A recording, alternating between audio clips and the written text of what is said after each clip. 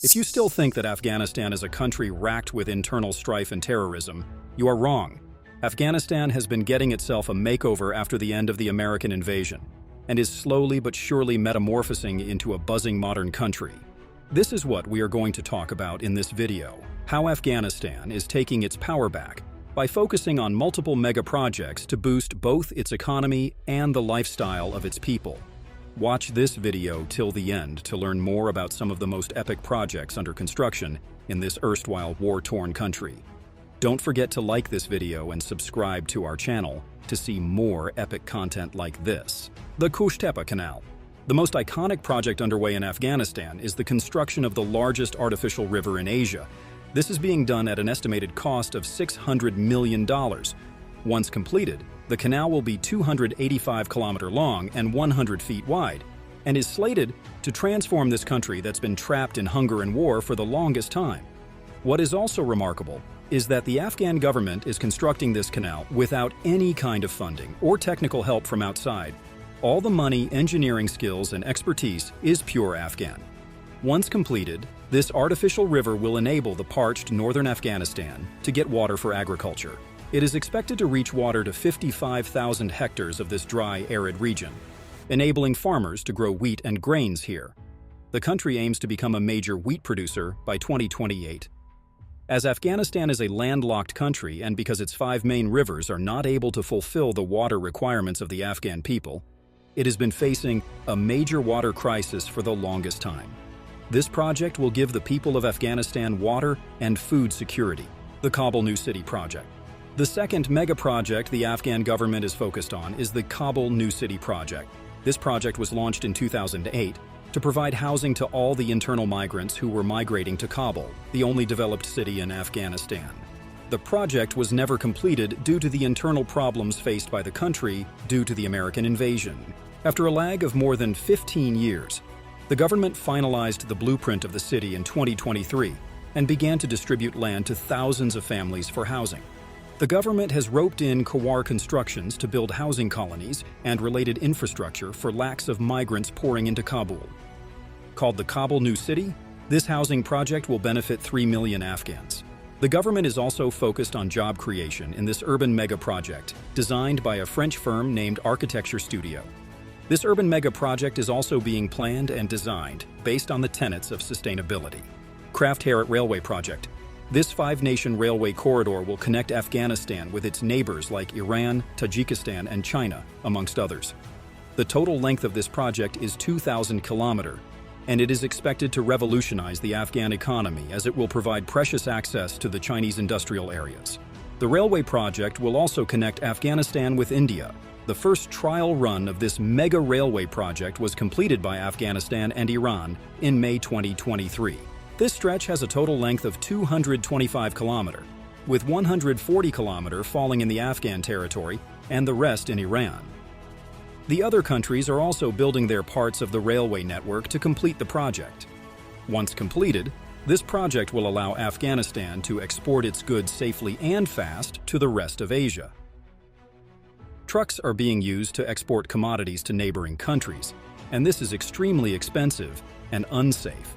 Not only will this railway project help the Afghan economy grow by leaps and bounds, it will create precious jobs and also allow Afghanistan to become a goods and commodities transportation hub. China-Pakistan Economic Corridor. This epic global corridor is a brainchild of China. As Afghanistan is a member of China's economic belt, the China-Pakistan Economic Corridor, or CPEC, is now being extended to Afghanistan. The CPEC gives Afghanistan access to railways, ports and highways extending from China to North Germany, Australia, the Mid-East, and the rest of Europe. But that's not all. It also gives the country access to aid from China and other partners of this global project, and makes the country more attractive to global investors, leading to economic stability. Approximately 60% of Afghans still have no money to buy food and have no access to piped water, electricity, and internet. But with the completion of these ambitious mega projects, their lives will be transformed forever. Do you know where the world's tallest sustainable skyscraper is? No marks for guessing that it is in Dubai. Dubai has become famous for iconic skyscrapers like the Burj Khalifa, but it is now almost ready to unveil the tallest sustainable tower in the world, The Al Wasl Tower. The Al Wasl Tower is a 990-foot-tall, 64-story building that will be added to Dubai's already crowded landscape of skyscrapers in the summer of 2024. But that is not why Al Wasl is important. Yeah, it's a really tall building, but there are thousands of taller buildings around it. What it is famous for is the fact that it is the world's tallest sustainable building. Welcome to the world of sustainability and environmental consciousness, Dubai style. Before learning more about this marvel of sustainability, don't forget to like this video and subscribe to our channel to help us grow. Al Wasl Tower has been inspired by UAE's Year of Sustainability. It is designed in an extremely eco-friendly manner in alignment with the country's commitment to achieve and maintain its stringent climate goals. The energy-efficient, sustainable features in the Al Wasl Tower have been designed by UN Studio and Werner Sobeck. How the tower crushes world-class sustainability goals may sound simple, but it's actually extremely tough. The tower has been designed in such a way that it uses its facade to create cooling inside the tower. It has a twisting facade with ceramic fins to provide natural air conditioning to the residents in Dubai's sweltering heat. Al Wasl's architects and designers have accomplished this task by only using 100% recyclable aluminium for constructing this building. They have also used innovative ceramic fins to ensure low electricity usage within the tower. These fins are made using a combination of low-tech glazed ceramic, clay, and aluminum casing, and these are used to provide shade and enhance wind-induced cooling to reduce expenditure on ACs. They also maximize the penetration of natural daylight into the interior, which again leads to less energy consumption in the day. The way the fins have been placed is also iconic. They are placed at a 12.8-degree angle to create a natural system of tiles to create a natural cooling system. But that is not all. On the south wall of the tower, 40% of these fins are kept transparent and 60% solid to block direct sun rays into the interior. On the north wall, the ratios of these scale units are reversed for more sunlight to penetrate inside. The tower also uses solar panels for heating water as well as bronze-coated glass to reflect the sun's rays to provide natural cooling and lower energy consumption. The tower is also designed to be water efficient. What the architects have done is to install water treatment systems that make the tower's gray water reusable for watering plants and cleaning. All these measures reduce the carbon footprint of the Al Wasl Tower. It is a sight to watch the tower at night when it pulsates in tune with the rhythm of sparkling Dubai. What is remarkable is that the external lights have been creatively placed behind the ceramic fins on the outer facade of the Al Wasl Tower, and all of them are powered exclusively by solar panels to further reduce energy consumption. But that's not all there is to Al Wasl. Spread over 167,733 square meters, Al Wasl has been designed to prioritize the health and wellness of its residents as well. The materials to construct this tallest sustainable tower on Earth are clean as well as recycled. The design of internal spaces prioritizes comfort, and the public areas inside the building are large and airy. The residents and guests can thus enjoy their time in the well-designed public spaces in the tower. This sustainable building also utilizes state-of-the-art acoustic control systems to create a comfortable living environment. Because the tower has been designed by the best in the world, it also boasts features like space-efficient floor plans, reduced wind speeds, and tech-engineered structural components that reduce the need for bulky building materials to enhance sustainability. The construction sector, according to experts, is responsible for contributing more than 1/3 of the world's annual greenhouse gas emissions. The Al Wasl Tower is a step in the right direction to make construction more eco-friendly and sustainable by using water and energy-efficient features and design. The Al Wasl is indeed the epitome of sustainable engineering, married to the use of traditional eco-friendly construction materials like clay. Turkey has stunned the world by emerging as the top exporter of advanced combat drones, proliferating its indigenously built systems to over 35 allied nations so far. Propelled by this unmanned aerial success, Turkey is on track to achieve defense self-sufficiency and cement itself as a major arms supplier within the next decade. But how exactly did the nation manage to pull off this spectacular technological and strategic feat almost out of the blue? Keep watching to find out, and before we head on to the video, hit that like and subscribe button.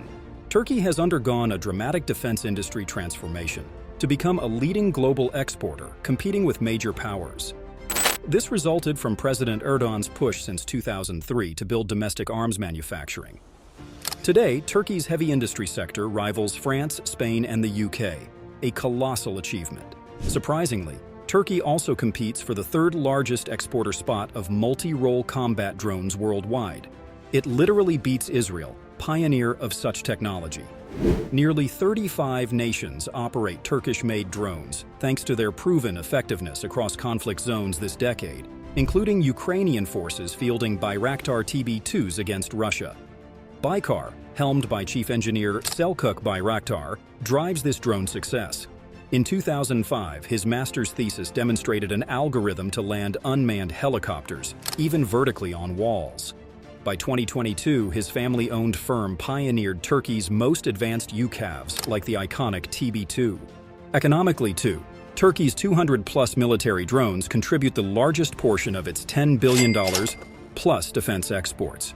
This already rivals European states' entire military budgets. Drone deals abroad, like a $4 billion Saudi manufacturing contract, will likely propel Turkey's 2023 drone exports to over $7 billion alone. The Bayraktar TB2 conducted 400,000 operational flight hours by 2021, cementing its status as Turkey's flagship drone. First flying in 2014 and weapons tested in 2015, the medium-altitude long-endurance MALE aircraft features a blended carbon composite airframe. It takes off via the rear propeller and lands on detachable undercarriage gear. What makes the TB2 special is its completely indigenous systems. Previous Turkish drones relied on restricted foreign engines and sensors from Europe or Canada. In contrast, all key TB2 systems like its tactical command center, mission computer, AI modules, and 115 HP engine are designed and produced nationally. This ensures supply security. Its manufacturer, Baykar, is now developing 3 cutting-edge UCAVs simultaneously: the heavy combat TB3 drone, jet-powered Kızılelma, and upgraded TB3A. They aim to catapult Turkey into the top tier of global drone producers through advanced capacities like greater payloads, ranges, and autonomous teaming. In parallel, the Kızılelma stealth drone promises radical new capabilities as Turkey's first unmanned jet platform. Currently undergoing tests, the low observable combat UCAV can fly fully autonomously at 950 km/h for 5 hours and altitudes over 40,000 feet, aided by Ukrainian jet engines. Combined with domestically produced missiles and bombs using NATO standards, these new drones aim to cement Turkey's growing strategic autonomy in defense technology. Already Europe's top UCAV power, analysts predict its systems will continue proliferating among allies abroad as well, given their combat-proven design and affordability. This UCAV push has spawned an ecosystem of over 2,000 Turkish defense firms cooperating on their production. From software developers to engine manufacturers, they actively leverage the latest commercial technologies in areas like machine learning, predictive maintenance, and encrypted communications. Together, unmanned vehicles now form the core fighting strength of Turkey's large military. Its UCAV-centric approach contrasts sharply with established doctrines, still focused on wielding traditional crewed platforms like fighter jets, helicopters, and battle tanks as primary striking power. But given recent conflicts prominently featuring drones, this divergence highlights a growing paradigm shift.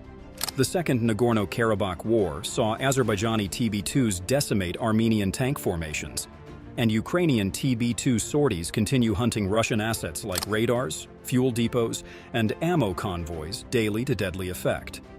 Unlike rivals, Turkey's vast UCAV fleet enables persistent bombing campaigns through attrition warfare, neutralizing enemies with quantity over quality.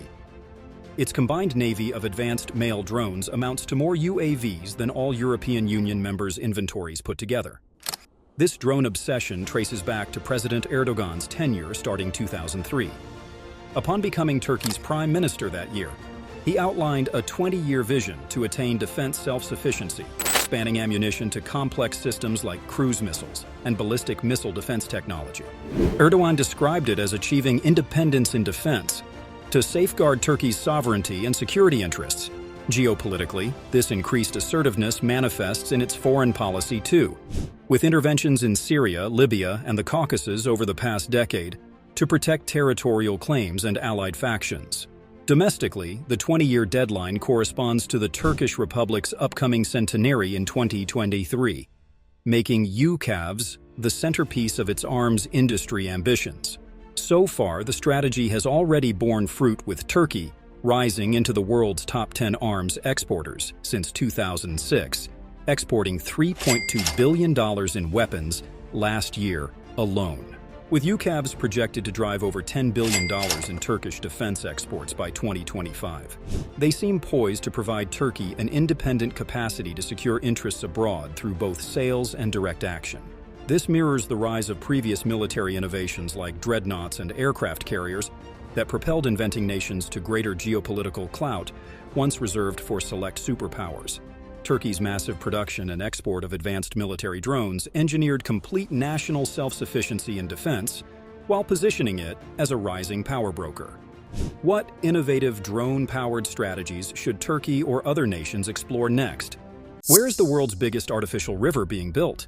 The answer is not Europe, the US, the UK, or even China or Russia. It is in poor, war-torn Afghanistan. What is even harder to believe is that this small country, where 60% of citizens do not have the money to buy food, is building this artificial river or canal completely by itself. It is spending its own money. All the engineers working on this canal are Afghanese, and the country has not taken any foreign help to build this canal. Called the Kosh-Tepe Canal, this artificial river is being built in the northern part of Afghanistan, and it aims to divert water from the Amu Darya River to this arid area to make it green again.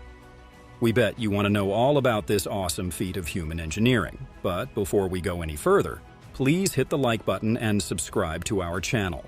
What do we know about Afghanistan? It went through periods of great strife and the US invasion for decades and is now rebuilding itself brick by brick. Apart from this, the climate of this land is extremely inhospitable. Afghanistan is a cold, arid desert. Most of the population has no jobs, no money, and literally no future to speak of. The country has also been grappling with a severe water shortage, and the northern part of Afghanistan has become a desert with no agricultural activity whatsoever. This is the background against which the Afghanistan government decided to start the construction of the Kosh-Tepe Canal project in 2022. The main canal of this project is expected to be 285 km long and 100 feet wide. This canal is slated to transport the water of the Amu River to 550,000 hectares of desert land in northern Afghanistan upon completion, converting it into much-needed farmland for growing wheat and grain. As for the progress of the Kosh-Tepe Canal, satellite images show that more than 100 km of the canal have been dug up until February 2023. What we also know is that the first phase of this ambitious, life-changing project was completed in October 2023, and the second phase has begun.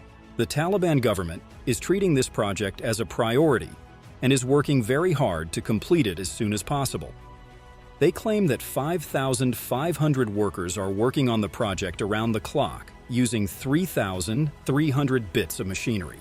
Due to acute water shortage, almost 40 million Afghan nationals risk impoverishment, and this is why this water project is critical for the people of Afghanistan. The Afghan government has high hopes for this mega project. They want to become a major wheat producer by 2028 by growing wheat on the land fed by the Kosh-Tepe Canal. Despite Afghanistan's gung-ho attitude, things are not looking that great for this artificial river project.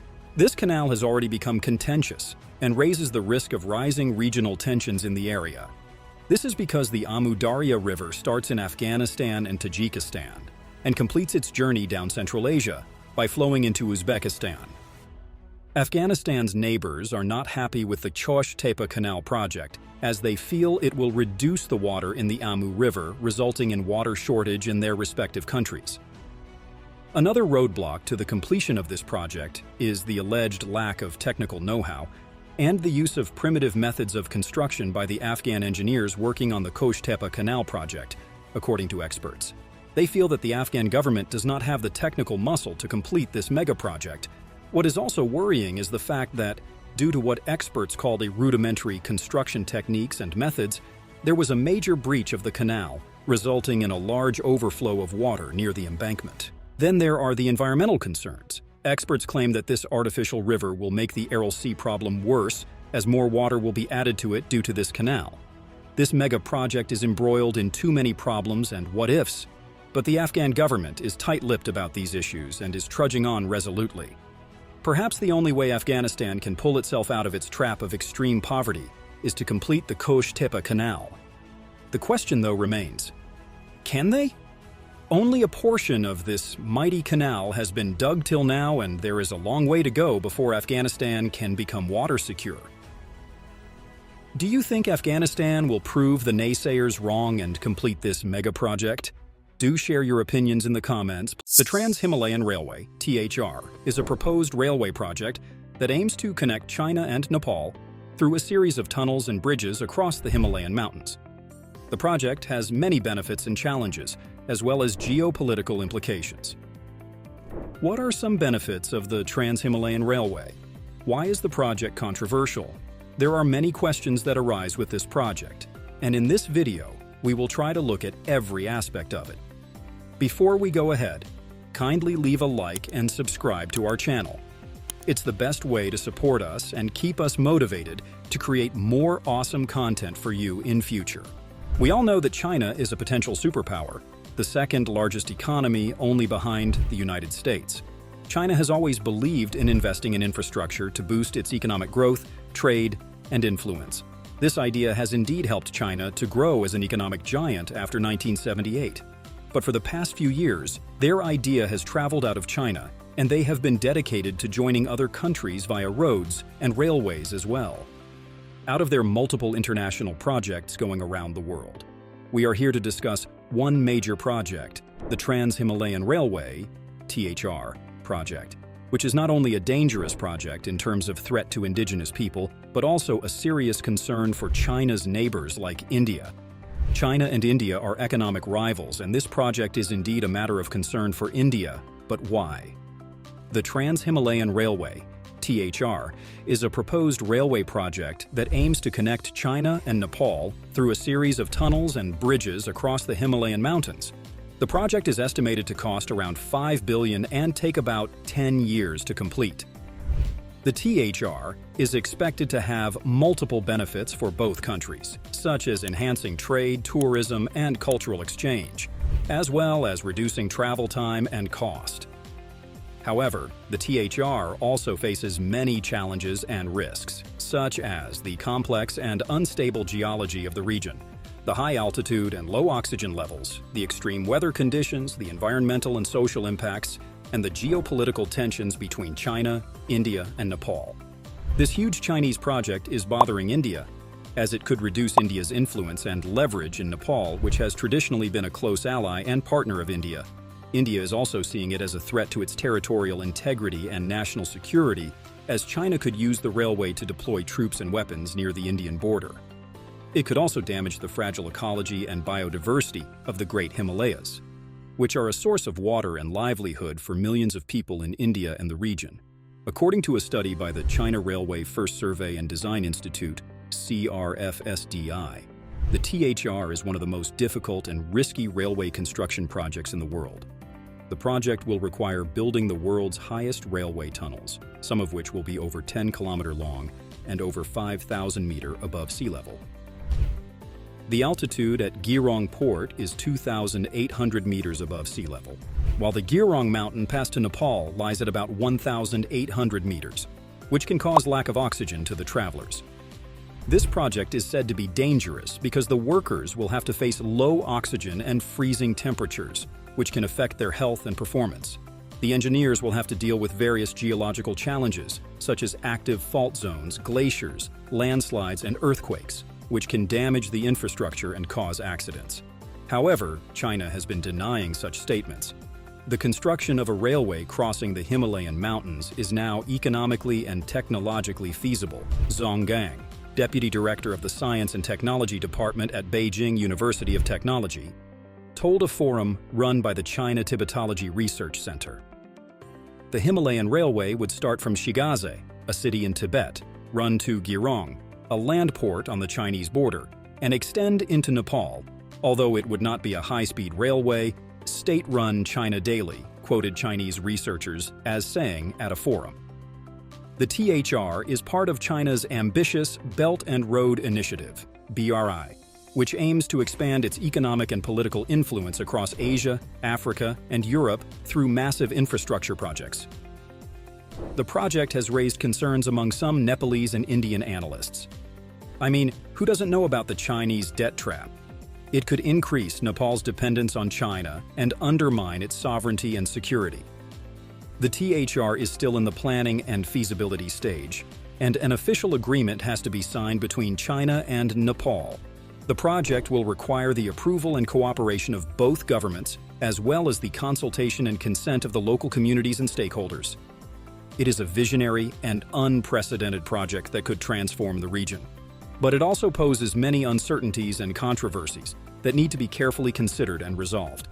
Thank you for watching the video about the most dangerous Himalayan railway tunnel in China.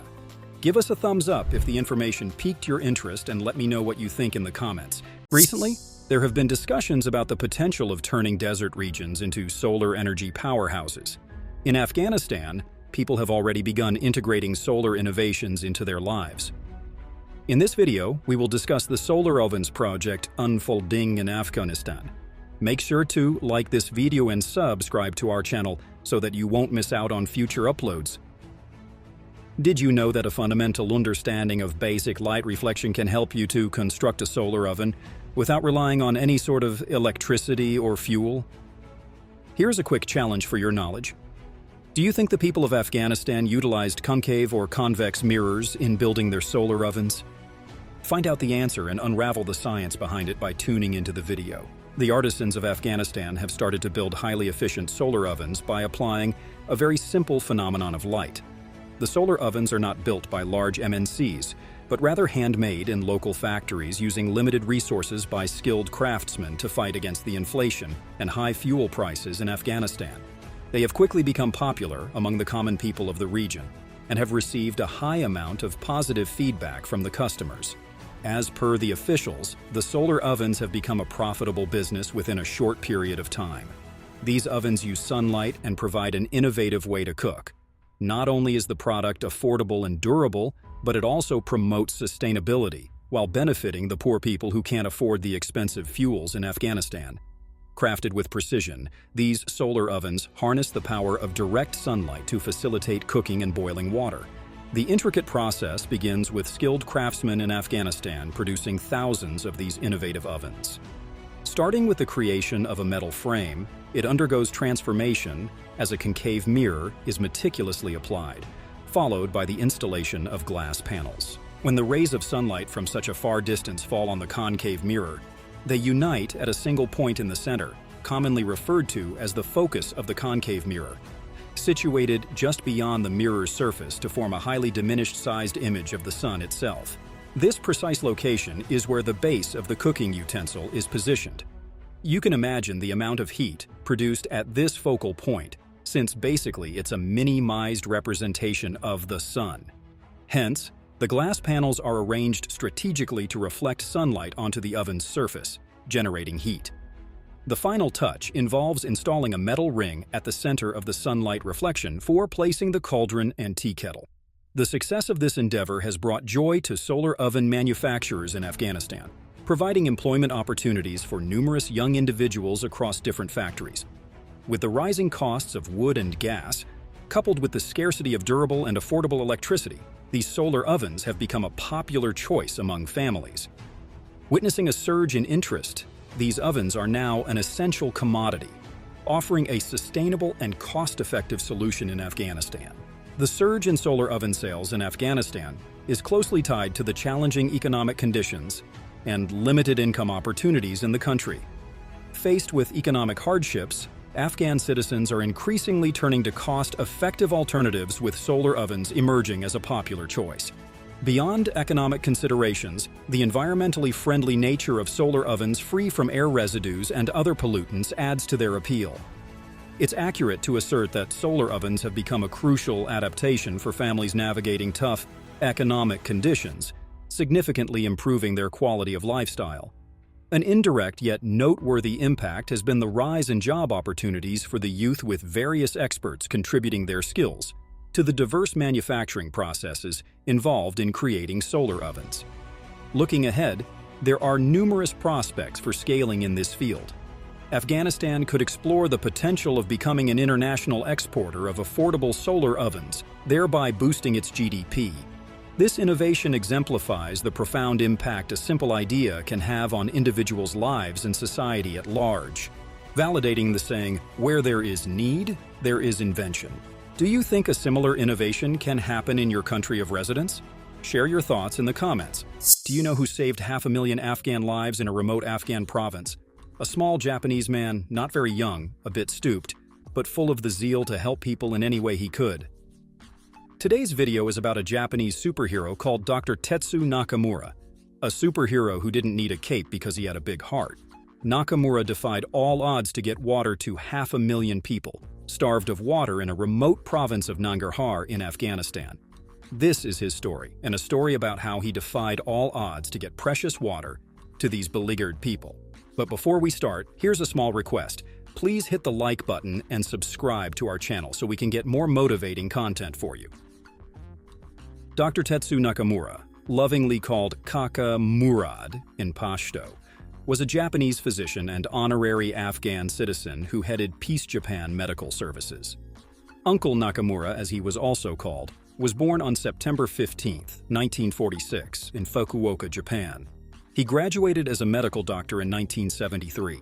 Uncle Nakamura said, "One water channel for the drought-ridden people was more useful than 100 doctors, and that water supply would help not just one person but an entire village."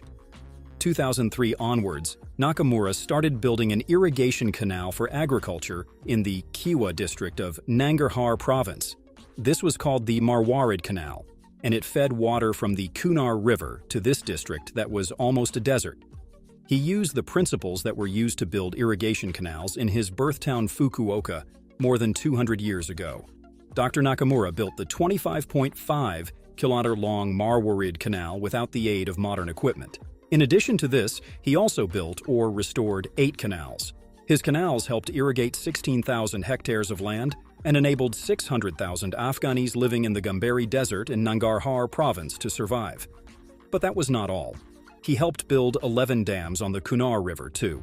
These are his words that also paraphrase his philosophy. Weapons and tanks don't solve problems. The revival of farming is the cornerstone of Afghanistan's recovery. Dr. Nakamura survived many attempts on his life. He missed death by a whisker when he escaped machine gun fire from an American military helicopter. On another occasion, he almost died protecting his canal.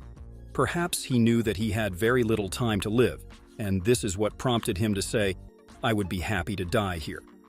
In 2008, Nakamura lost a dear friend, Kazuo Ito, to terrorists. He now had no choice but to go alone.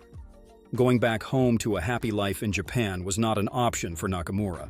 Death came to him on December 4, 2019, when 8 armed men attacked the vehicle of Peace Medical Services, in which this old, brave man was traveling along with his 5 colleagues.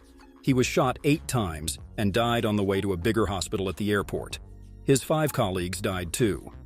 Kaka Murad's funeral was held in his native town, Fukuoka, on December 11th. It was attended by thousands of people. Dr. Nakamura died on that day in December 2019, but Kaka Murad will never die. The ordinary Afghanis still remember him as the man who lived in their war-torn country for 3 decades to serve them. Dr. Nakamura won an award known as the Nobel Prize of Asia for International Peace. Uncle Murad worked side by side with the poor people in some of the worst drought-hit districts of the country, carrying bags of cement to bring water to the thirsty and the dying.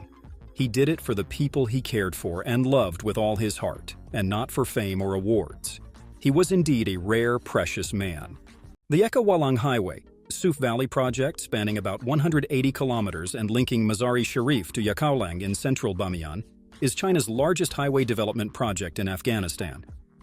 The project's objectives are to improve the area's connectivity, trade, and security. Hello viewers, today in this video we are going to tell you about the China-Afghanistan infrastructure, its pros and cons. Do not forget to like this video and subscribe to our channel for more such content. Regarding China and the Taliban relation, one probable question comes to my mind that I entirely leave up to my viewers to answer. How does the Taliban's takeover of Afghanistan affect the security and progress of the project? And what measures has China taken to ensure the safety of its workers and interests? Kindly do not hesitate writing your answers in the comment box below. China is building a major road in Afghanistan as part of its ambitious Belt and Road Initiative that aims to connect Asia, Europe, and Africa through infrastructure and trade. The project is called the Yekavalang Highway, Suf Valley Project, and it is the largest highway construction project in Afghanistan. But what is the motive behind this project? And what are its effects on the region and the world? The project is a 178-kilometer road that connects the northern city of Mazar-i-Sharif to Yakaolang in the central province of Bamiyan. The project is worth 4.5 billion USD, which is funded by the Asian Development Bank and contracted to the China Road and Bridge Corporation, or CRBC. The project started in 2017 and is expected to be completed by 2026 after facing delays due to the COVID-19 pandemic and the security situation in Afghanistan. The project has several objectives and benefits for both Afghanistan and China. For Afghanistan, the project will improve the connectivity, trade, and security of the region, as well as support the development of the mineral and energy sectors. The project will also help local farmers and exploit a coal mine along the route. The project will create jobs and income for the local people and provide them with access to basic services and facilities, such as schools, clinics, and mosques. For China, the project will enhance its economic and strategic interests in the region, as well as its influence and reputation. The project will facilitate China's access to Afghanistan's rich natural resources, such as copper, iron, and lithium, and its potential markets. The project will also strengthen China's relations with Afghanistan and its neighboring countries, such as Pakistan, Tajikistan, and Kyrgyzstan, and try to promote regional stability and cooperation. The project will also showcase China's capabilities and expertise in infrastructure development and project management. However, the project also faces challenges and risks, both in terms of implementation and impact. The project has to deal with the harsh terrain and weather conditions, as well as the environmental and social impacts on the local communities and ecosystems. The project has to ensure the quality and safety standards, as well as the transparency and accountability of the contractors and the stakeholders. The project has to cope with the security threats from the Taliban and other insurgent groups who have attacked, kidnapped, and sabotaged the project in the past. The project also has to navigate the political and economic uncertainty in Afghanistan, especially after the withdrawal of U.S. troops and the takeover of the Taliban in 2023. China has expressed its willingness to cooperate with the new regime and continue its economic projects in Afghanistan, including the highway project. China has also sought assurances from the Taliban that they will protect China's workers and assets and prevent any anti-China activities from the Afghan territory. However, China also faces challenges and risks in dealing with the Taliban, such as their ideological differences, their uncertain legitimacy, and their relations with other regional actors.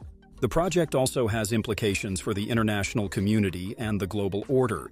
The project reflects China's growing role and influence in the world, especially in the developing countries, where it offers an alternative model of development and partnership.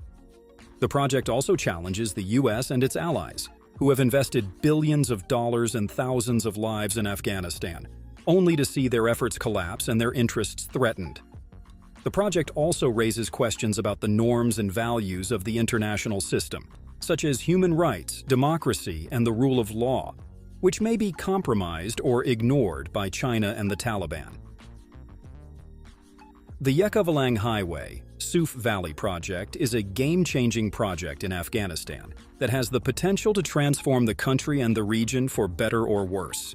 The project is a test of China's vision and ambition, as well as its responsibility and accountability in the global arena. The project is also a challenge for the international community and the Afghan people, who have to decide their future and their fate in the face of uncertainty and change. Thank you for watching this video about China's biggest road construction project in Afghanistan. This project has huge implications for the region and the world, and we want to share more insights and updates with you. So kindly like this video, subscribe to our channel, hit the bell icon, and never miss any update on our channel.